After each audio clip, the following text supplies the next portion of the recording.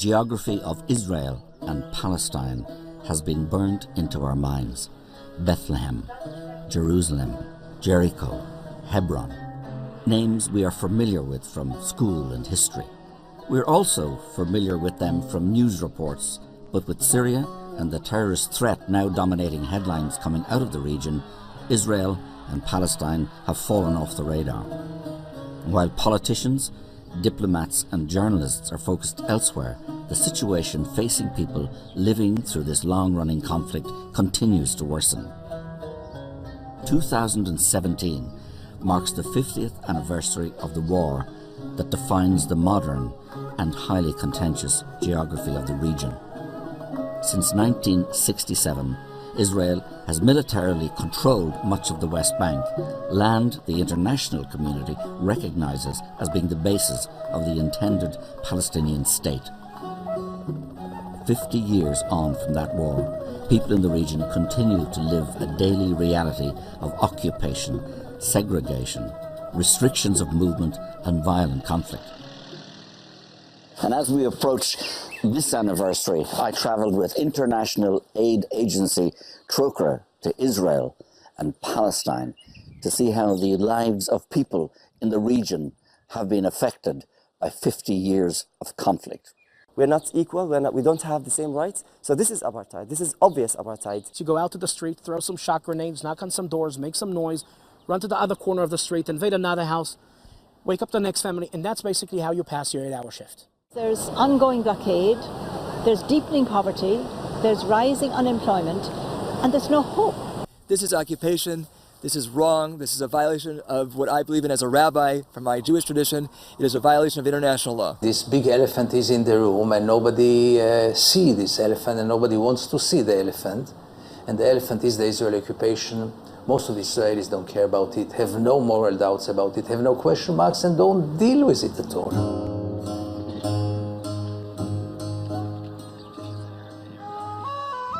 One of the oldest cities in the world, Jerusalem, is also one of the most contentious. With some of the holiest shrines in Judaism, Islam and Christianity located just yards from each other, Jerusalem's old city is thronged with tourists. But while history attracts tourists into Jerusalem, it has also trapped the city into a bitter power struggle. In 1948, the State of Israel was created. Jerusalem was intended to be a shared capital for both Israel and an envisaged Palestinian state. But since the 1967 war, Israel has ruled both Israel West Jerusalem and Palestinian East. Jerusalem's Old City is one of the most hotly contested square miles in the world.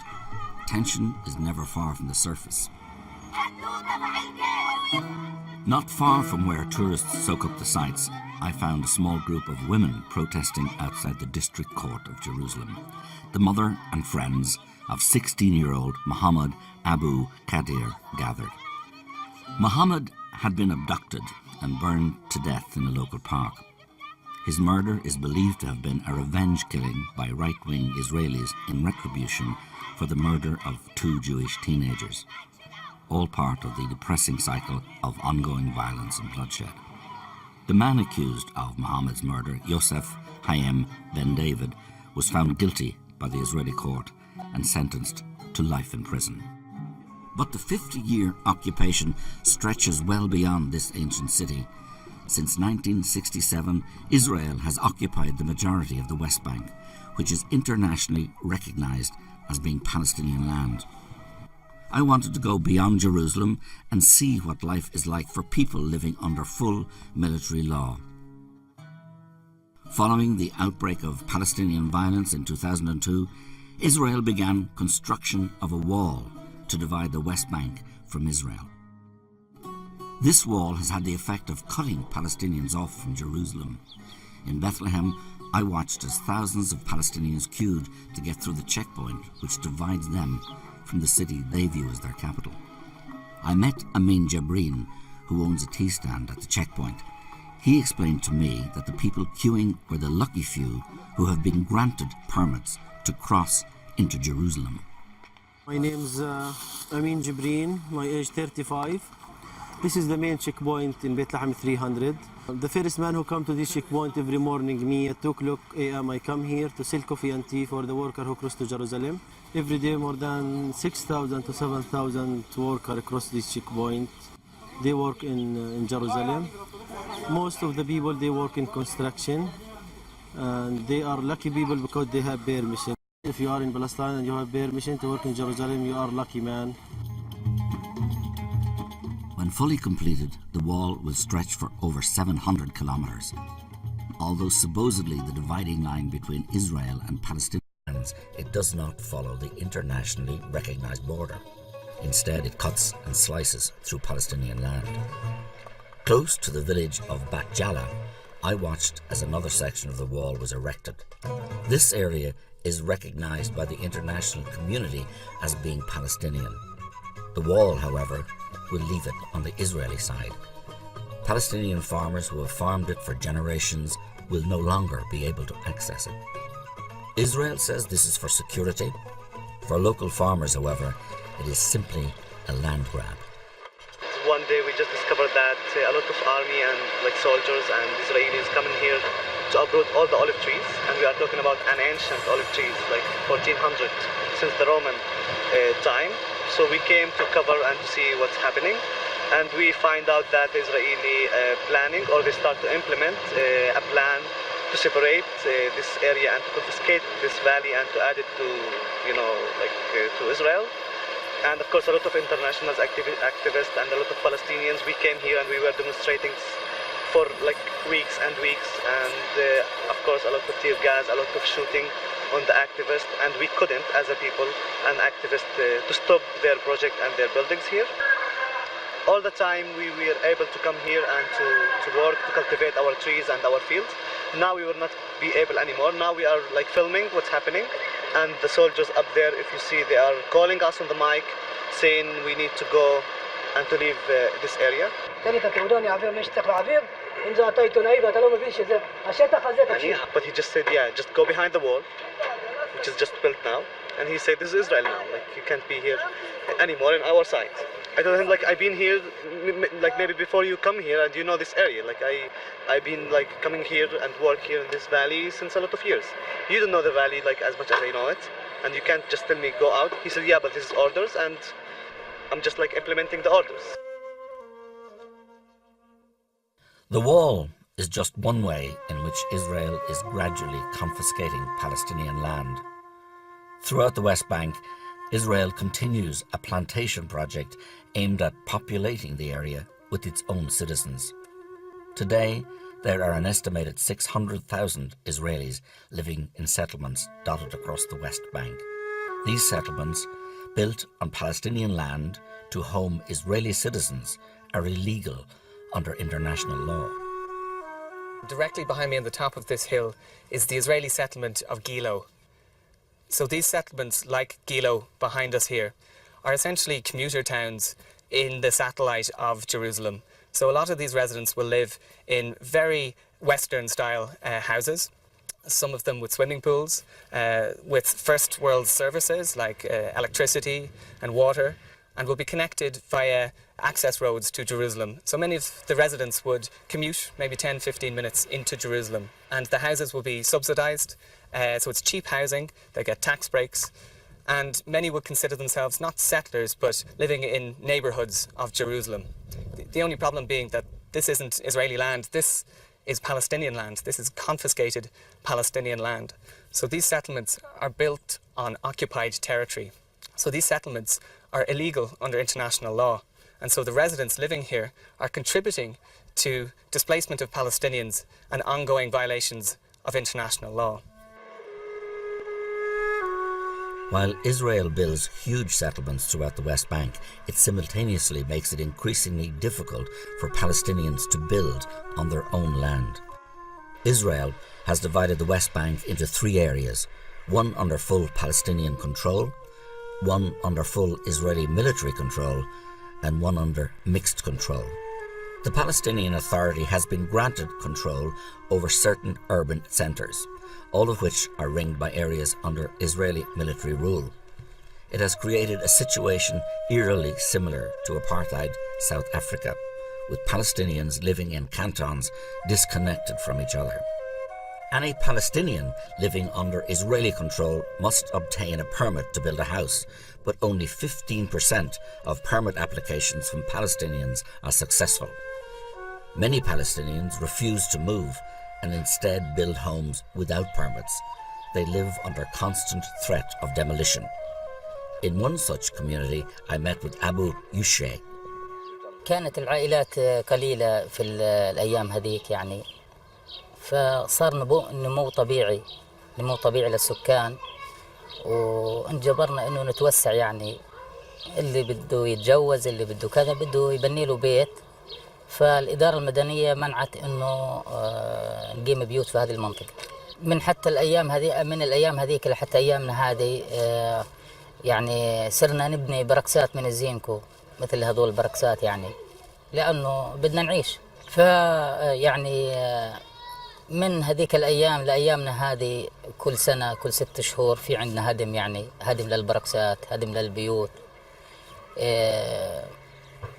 تضييق يعني من كل الاتجاهات من ال4 اتجاهات هي مستوطنة على فكرة المستوطنة هاي بال86 قامت بال86 الجدار من الجهة الجنوبية الشارع من الجهة الغربية وشارع من الجهة الشمالية فإحنا يعني سرنا في النص يعني تسكير ما يعلم فيه إلا رب العالمين مشاكل ثانية اللي بتتعلق بالسكان بالتجمع إنه يعني عدد كبير 90% من السكان بيسكنوا بصرفان من الزينكو وهذول الصرفان معاناة بالصيف حم وبالشتاء برد 35 بيت عندي 28 اختار Mohammed's home was raided 2 years ago at 2 a.m. Israeli soldiers kicked in the door, let off shock grenades, yelling and pointing machine guns at the family. Mohammed's son was then 12 years old. The trauma that night had a profound effect on him. He lost the power of speech. 2 years later, he still cannot talk. I was taken aback and saddened by what I had seen, but I wanted to hear the other side of the story, so I met with Emmanuel Nashon, head of press at the Israeli Ministry of Foreign Affairs. In those areas which are under Israeli control, we do not allow people to build without a permit. Yes, you can't build anywhere, everywhere, just wherever you feel like building. It doesn't work that way, and it's not about Palestinians or Bedouins, it's about everybody. Why do you think that an Israeli would be able to build something without a permit? Of course not. It depends whether you really want to build something for yourself or whether you are trying to create a provocation. And my feeling is that some of those building initiatives, which unfortunately are also supported and financed by EU member states, their only purpose is to create a provocation. What we see is a situation in which EU member states and the UN actually give a de facto support to people who are building illegally. Even within Israeli society, a vocal minority questioned the policies of their government. I met one such critic who is not only Israeli, but also a rabbi. Rabbi Arik Asherman opposes home demolitions and settlement expansion. Our work ranges from legal work in the Israeli court system to return land to Palestinians, to prevent Palestinian homes from being demolished, to prevent takeovers, to work with the international community, which has been crucial for keeping these people in their homes when there is an intense drive and push by the state of Israel using all of its power to move these people out of their homes. And sometimes it can be on the ground work, physically accompanying the farmers when they are harvesting, or the shepherds, or getting to their trees, or whatever has to be done so they can do so safely. Rabbi Arik's work brings him directly into conflict with the Israeli state and with settlers. Even his status as a rabbi offers him little protection. On a recent routine visit with Palestinian farmers to an olive grove, Rabbi Arik was attacked by a masked settler who threatened to stab him. He was lucky to escape with his life. Despite violent confrontation, he is still determined to speak out in support of Palestinians facing home demolitions. We visited one such community where he has campaigned to keep the bulldozers at bay. Fatima and her family and the other families of Susia are still in their homes today. And that's not something that should be taken for granted. And yet, they are living by the skin of their teeth, scraping out a living, not being able to fully live in dignity on their own land because of all the intense pressure being applied in every imaginable way by the state to get them eventually to move. It becomes a human rights issue when, in the name of a negotiating position, agree with it or disagree with it, you try to basically expel people from their homes. And that's what we have down here. This is occupation. This is wrong. This is a violation of what I believe in as a rabbi from my Jewish tradition. It is a violation of international law. Close by, Rabbi Arik brought me to another community who are waiting for a date in court to appeal against the demolition of their home. We're here in a small village, a community called Karek in the south Hebron Hills, and we've come here today with Rabbi Arik, and he's negotiating on behalf of the community here to prevent this house behind me being demolished. They're in court tomorrow morning, and the homeowner says that if this demolition order is carried out, they'll have to return to living in tents. They had to build without a permit because they had a new family and they couldn't get a permit. Now he's asking, what would you want to tell the judge? What are you going to do if you come and demolish your home? I'd like to tell the judge, before you were a judge, you were a little boy or a girl, and then you grew up, and then you got married and you built a home, and we're the same. Would you agree that someone would come and demolish your home and leave your children without a roof over their heads, exposed to the elements and to the sun? You may be a high court judge, but you're also a human being. And you should understand from your human feelings that we just want to live and have normal lives here. The difficulties Palestinians face in gaining building permits also extends to other resources. According to Human Rights Watch, not only are building permits difficult or impossible for Palestinians to obtain in 60% of the West Bank, Palestinians also have limited access to water, electricity, schools and other state services that are readily available to Israeli settlers. Water is among the most contentious resource. I visited one area where locals say their traditional water supply has been rerouted to serve settlers. We're here just outside Jericho at the Aluja Spring. This, as you can see behind me, is a dry spring bed where before water flowed freely all year round. That is until 1967, when the Israelis came in here and built this pumping station behind. And now the pumping station pumps an enormous amount of water from here, depriving the local Palestinians of water for their agriculture, water for their homes, and it goes directly to the settlements. The Palestinians can get some of the water back, but they have to pay for it. The charge is hotly contested by the Israeli government. Israel does not steal water from the Palestinians, and we certainly do not stop the possibility of water coming to Palestinian towns and villages. We have the possibility to bring fresh water, which can be used for agricultural purposes, for industry purposes, and even for drinking, to Israelis and to Palestinians. We do not discriminate. The different treatment given to Israeli and Palestinians living in the West Bank shocked me. Even the legal system people live under is defined by their ethnicity. Israeli settlers living under civil law, while Palestinians are subjected to military law. But I'd seen nothing yet. If people in rural areas suffer discrimination, the city of Hebron takes it to a whole new level. Like Jerusalem, Hebron is claimed by both Israelis and Palestinians. Although located deep in the heart of the West Bank, Israeli settlers claim the city. To defend them, the Israeli military has shut off the historic centre of the city to Palestinians. We met Israeli writer Gideon Levy, whose weekly column for Haaretz newspaper often highlights human rights abuses in the West Bank. If you want to see the Israeli apartheid in a nutshell, go to Hebron. There's no other place in which you can see it in the most crystal clear way. I mean, when a whole community is expelled from their homes, thousands of people, from their shops, When you live in a ghost town where there is almost only Jews living there after all the Palestinians had to leave out of fear because of the threats that they were living under and the violence that was implemented against them and because of the army. If you see streets which are allowed only for Jews and roads which are allowed only for Jewish owners, what is it if not apartheid? Yehuda Shaul knows these streets well.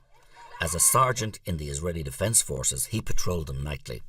He says that his orders were clear: to disrupt the lives of Palestinians in any way possible. The IDF is supposed to protect the people who live here. Our orders as soldiers on the ground are very different. We are told we are here to protect the settlers. If we see a settler attacking a Palestinian, not our job. That's the job of the Israeli police. So I stand in a post, and I was standing in a post, and dozens of times, right in front of my eyes, settlers are beating up, are throwing stones, are breaking windows, are cutting electricity lines to a Palestinian house, and my orders are not to interfere. The concept in the IDF is that if Palestinians will get the feeling that the Israeli army is all the time everywhere, they'll be afraid to attack. So what do you do to make them feel this way? You make your presence felt. In Hebron, you have 3 patrols, that's their job, to make their presence felt. You start your night shift patrol, 10 o'clock till 6 o'clock in the morning. You choose a random house, the officer, the sergeant who leads the patrol.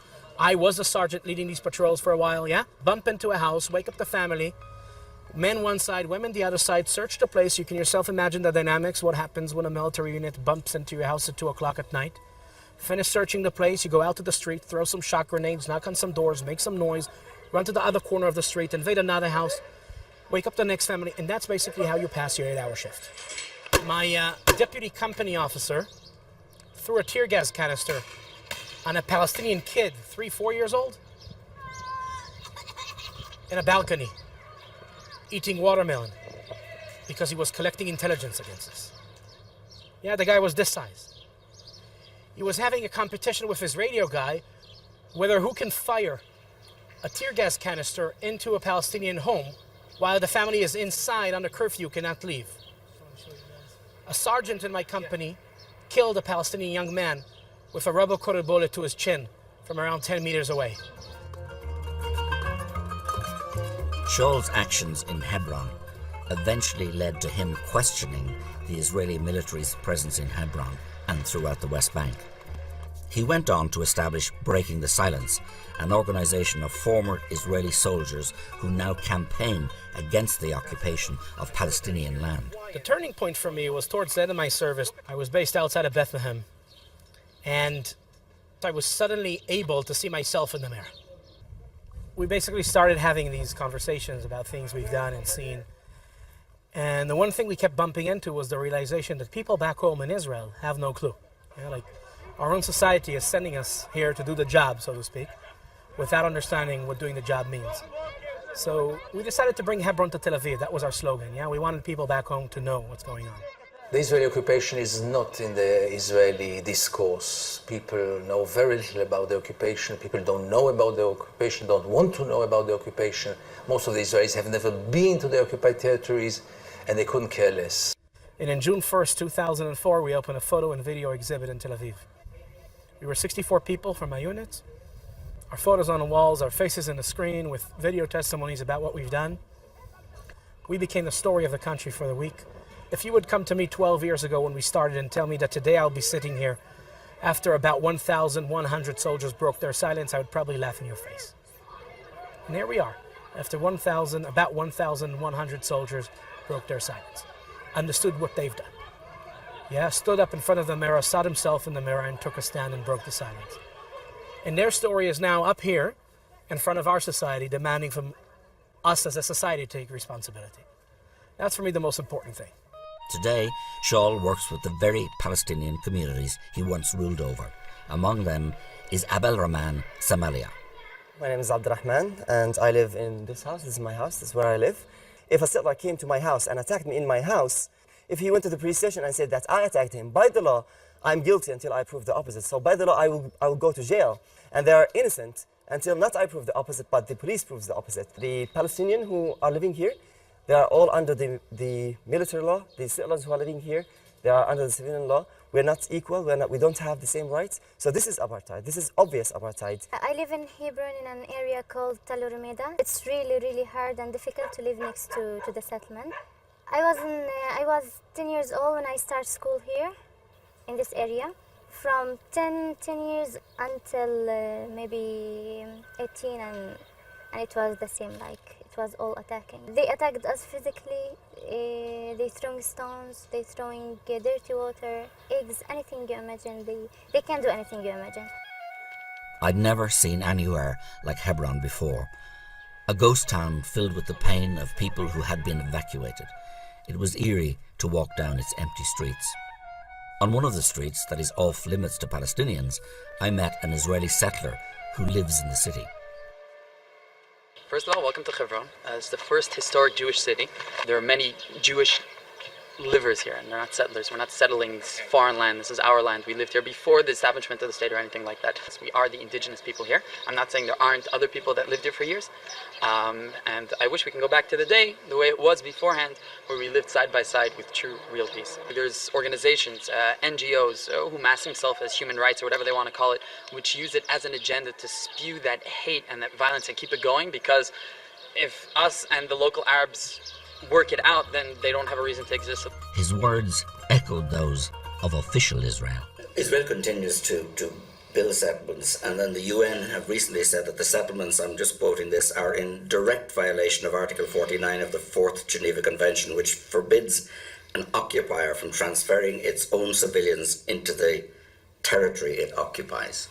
Well, we have a disagreement. We have a legal disagreement with the UN. And you don't agree with the UN on that? No. We do not agree on that statement at all. And the reason is the following.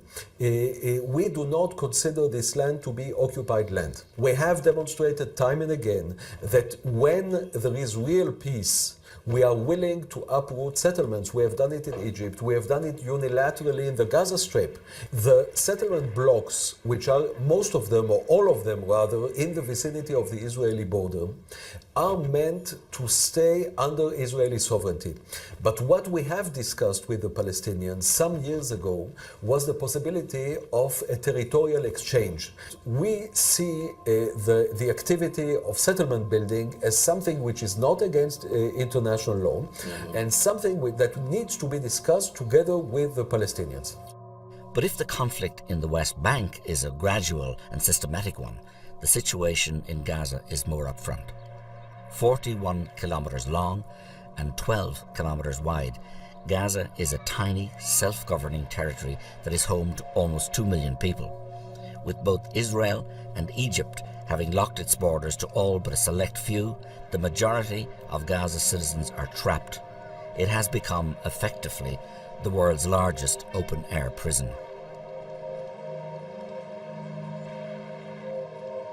Not only are they denied access to the outside world, people in Gaza have to endure regular wars between Israel and the ruling Hamas government.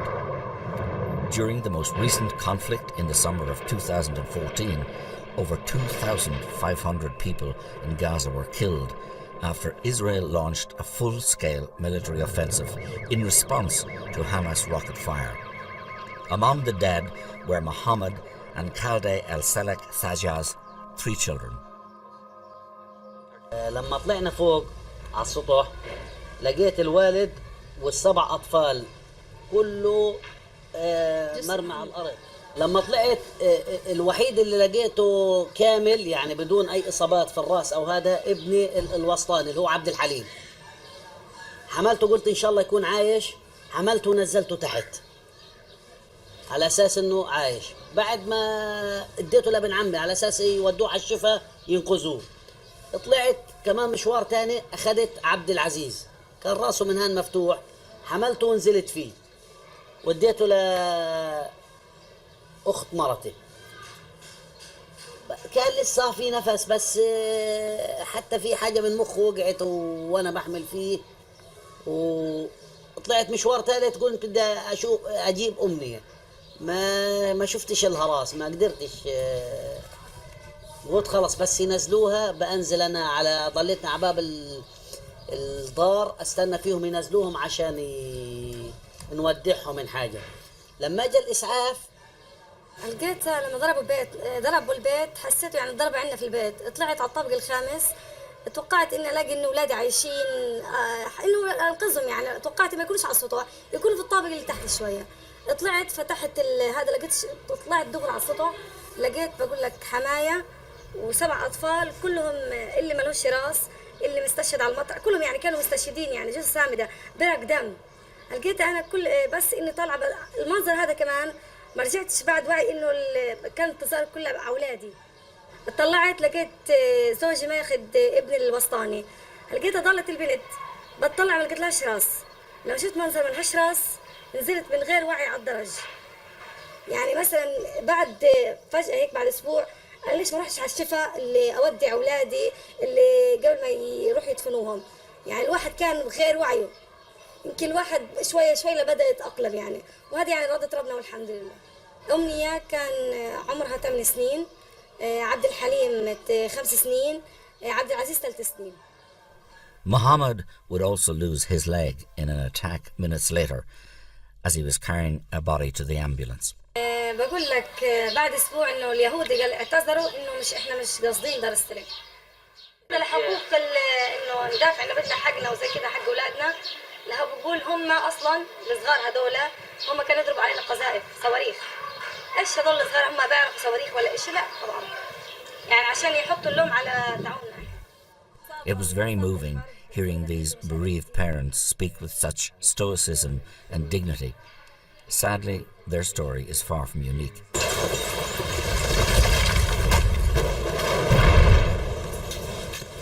On the 10th day of the conflict, an Israeli missile hit the house of Talal Muhammad al-Hallow's brother. صاحب البيت اللي هو أخويا وزوجته مسنين وبناتهم وأطفالهم كلهم راحوا في البيت بالسواء مع الأرض.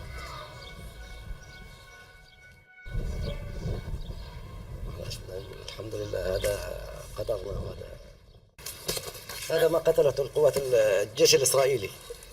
أطفال عمره 6 شهور سنة وسنتين، الأب والأم، ولا واحد فيهم في مقاومة، ولا واحد فيهم عسكري، ولا واحد فيهم لا حماس، ولا فيهم فتح، ولا في جندي، ولا في أي علاقة بهذا الشغل.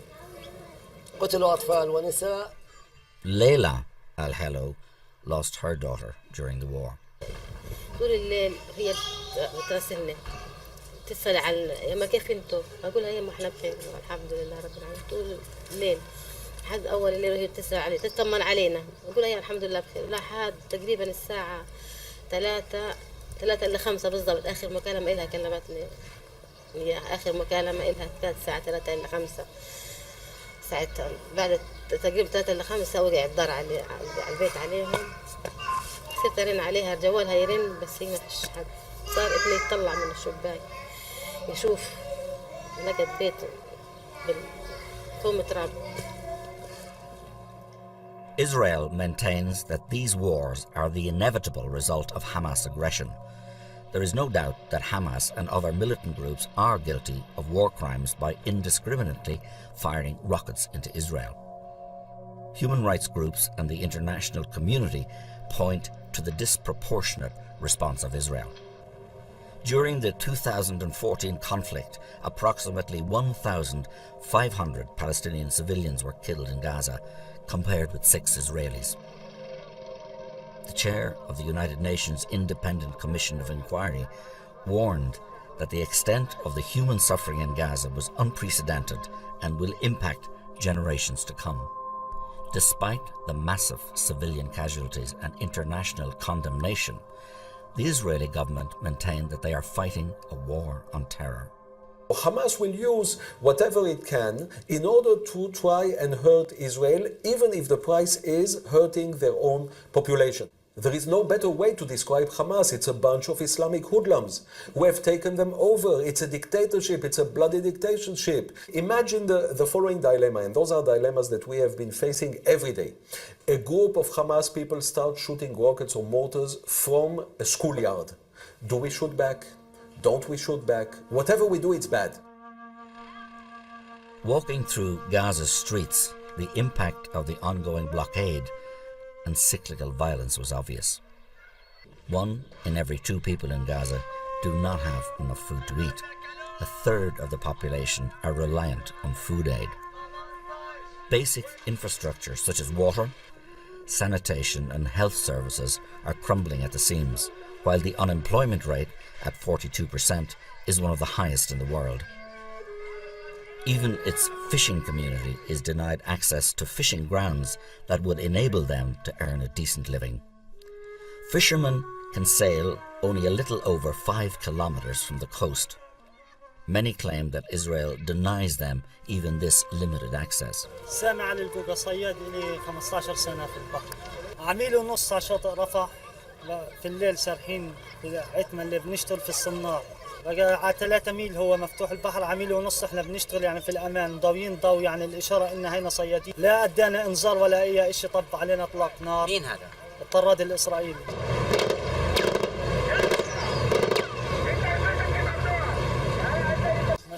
ضب علينا اطلاق نار، مش عارفين وين نروح في المية، احنا مش عارفين وين بدنا نشرب، مش عارفين وين نشرب. دمر الحسكة نهائي، ضرب الحسكة أول فجارة نهائي. destroyed by a rocket.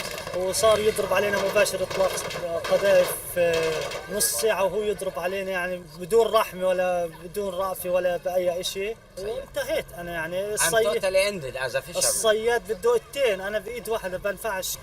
طبعا دخلت أنا جوا البحر لاصطاد طبعا السمك ولا اطعم العيال يعني العيال، وانا يعني هذه رزقتي يعني ما فيش لي غير هالرزق، يعني ما فيش بديل غير الرزق. فكنا احنا على الحسكه المجداف، فاجونا طبعا الزوارق الاسرائيليه، ومسكونا ووقفونا.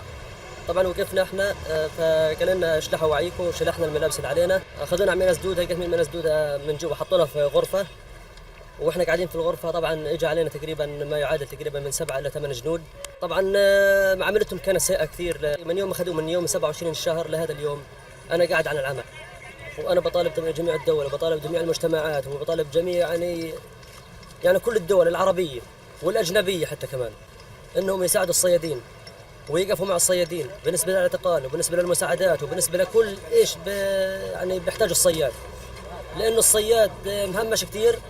واحنا طبعا انا بنزل البحر بكون يعني فيش ثقه، يعني بكون نازل وانا خايف البحر لانه من اعتقال من اي امور ثانيه، يعني فيش يعني هذا الناشده بالصحيح. Generation after generation now, what grows in Gaza is a huge human tragedy. Even the UN declared that by the year of 2020, Gaza will not be a place where human beings will be able to live. And it's unbelievable how the world is watching it and does nothing about it. Sister Bridget Ty from Sligo has lived in Gaza since early 2015. She says that the biggest problem here is not violence or poverty. It is the complete loss of hope. I have a background in nursing and midwifery and management, and I speak a bit of Arabic and I know the Middle East, so I feel that I can bring something useful to the people here. What I saw at the beginning is what anyone can see: the poverty, the broken homes, the children on the streets. But as I get to know the people, that's when I hear the other things: the hopelessness, the fear for the future. Their children, 6 years old, have lived through 3 wars, so they're traumatized, they're clinging, they're crying, they're bedwetting. There's a lot of violence, domestic violence, because the people are traumatized. So the longer I stay, the more I see, and I actually feel it in myself, the hopelessness that is pervasive in Gaza. With the help of organisations such as Trokra, Sister Bridget delivers medical care to children in Gaza. One of the biggest issues children face is trauma. Ola Dweek, a child psychologist who works with Sister Bridget, explains. كنت قبل بمستشفى الطب النفسي، وبطلع على مستشفى الشفاء وبشوف الحالات، وكنت بتعامل مع أطفال بكر. هدول الأطفال اللي كانوا على البحر وبيلعبوا كورة، وإجت الزوارق ضربت، فاستشهد منهم 3 وبقي منهم 3. فكانوا كتير هدول الأولاد أجريسيف كتير، وكل شيء فيهم تغير. وصلوا لحالة ذهان إنه خرجوا عن عقولهم. هذول الأطفال تعاملت معهم فترة معينة، لكن بعد هيك تركتهم ما كملت معهم. بلشت أحس بالحرب من اللي سمعته من الناس بعد ما اشتغلت. في طفلة في منطقة الفلاحين، هاي منطقة الفلاحين كلهم طلعوا من بيوتهم في الحرب. الطفلة هاي خسرت أخوها كان بيعتبر لإلها الصديق والأب والأم، بتحبه أكتر من أي حدا. فقدته قدام عينيها، كان راكب على فزبة. فلما شافته لحتى الآن بنت بتعاني إنه حاليا بتكتب رسائل لأخوها، بتجيب لي هاي الرسائل عشان أقرأها، إنه على طول بتحلم فيه، بتشوف كوابيس في الليل. فهاي البنت أثرت فيها لأنه صار لي بتعامل معها سنة كاملة، بس لحتى الآن كل ما بتيجي بتحكي عن أخوها. So we've known these people for 2 or 3 years. Some of them lost their homes, some of them took in other people, and we've seen them grieve, try to get their lives together, try to move on, try to look forward. But look forward to what? You saw the number of children. What's the future of those children? Sister Bridget's assessment was sobering, but it was also accurate. When you speak with people in Gaza, you can feel the hopelessness. The United Nations has questioned the short-term viability of Gaza, warning that by 2020, many basic services will have collapsed. I wonder what chance there is of peace when young people in Gaza are being raised in an environment where they have a limited future. Such a situation plays into the hands of the extremists. Israel has legitimate security concerns due to the presence of armed groups who deny their right to exist. And by condemning all of Gaza's people to inhuman lives, they succeed in swelling the ranks of these groups. Without political movement, the cycle of violence seems destined to continue.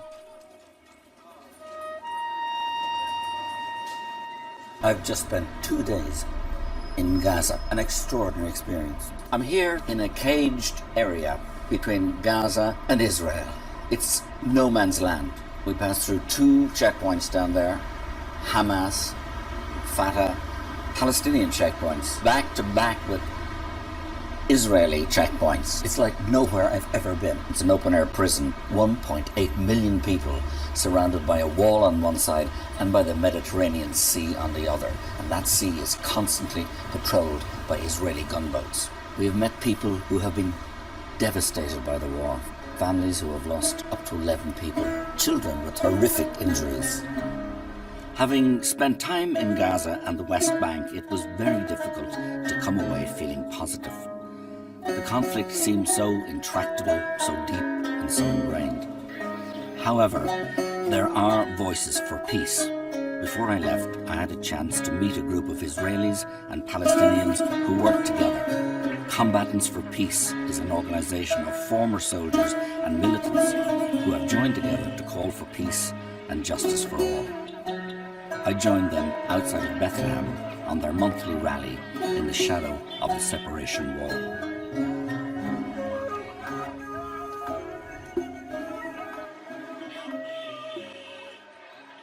Combatants for Peace, which is a joint organization of Israeli and Palestinian who took part in the circle of violence, which means Israelis who participated in the army, a Palestinian who sat in the Israeli jail and said, we are not longer willing to continue the violence, the circle of violence.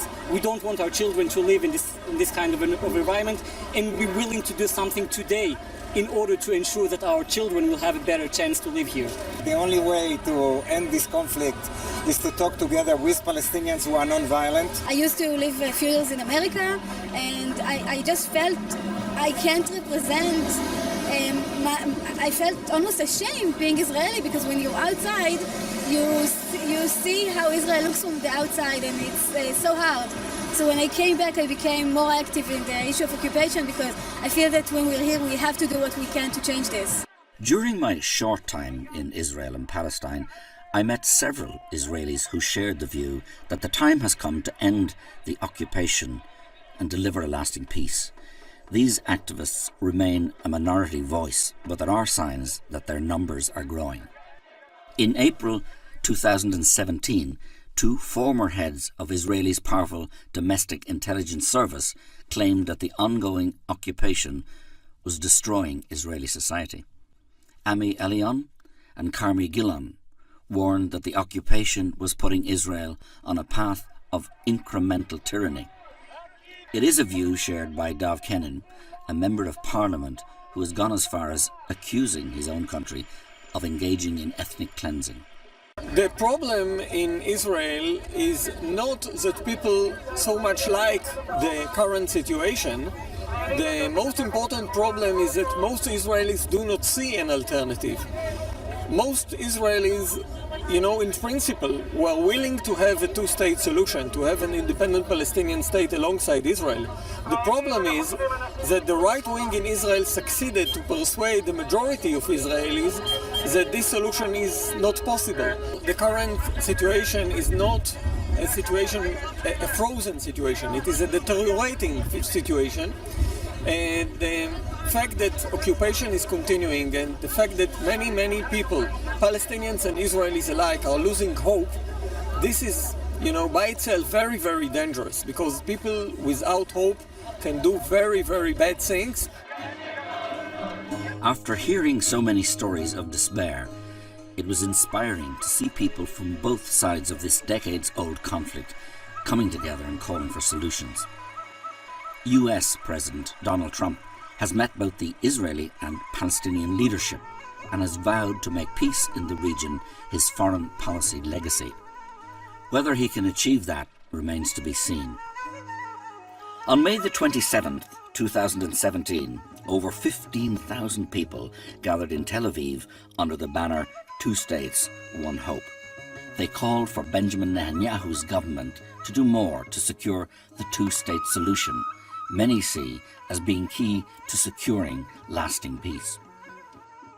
A message from Palestinian President Mahmoud Abbas was read during the demonstration. The time has come for you and us to live in peace and harmony. We have accepted the decisions of the UN. We recognize Israel and accept the two-state solution. Now the time has come to recognize the state of Palestine. Israeli opposition leader and Labour Party leader Isaac Herzog addressed the rallies. This week, we saw an American president who is determined to bring peace between us and the Palestinians. We must put aside ego and connect a large political bloc that gives equality to minorities and is open to a variety of opinions. There are no easy answers to the situation in Palestine and Israel. Peace will be difficult to find and even harder to secure. What we do know is that blockades, land seizures, house demolitions and segregation will not bring peace to this land. It seems to me that these policies will only further drive the Palestinian and Israeli people apart. Ultimately, peace can only happen by people working together to find compromise and solutions. Only then is there a chance for everybody in this troubled land to live with the dignity and peace they all deserve.